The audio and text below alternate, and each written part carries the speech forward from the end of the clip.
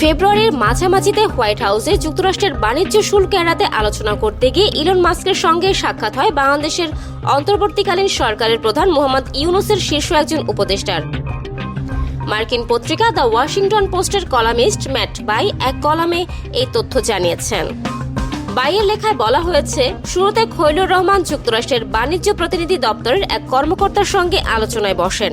ওই কর্মকর্তা তাকে যুক্তরাষ্ট্র থেকে আরও বেশি করে তুলা আমদানি করতে চাপ দিয়েছিলেন।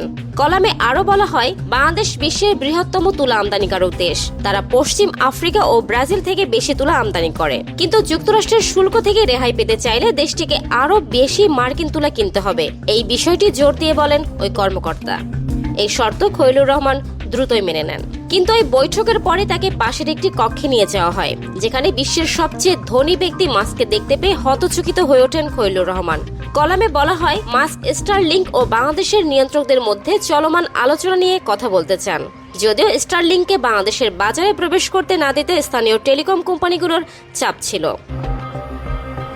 সাবেক কূটনীতিক ও জাতিসংঘ কর্মকর্তা খৈলুর রহমান ইউনূস প্রশাসনের অন্যতম প্রভাবশালী মধ্যস্থতাকারী হয়ে উঠেছেন।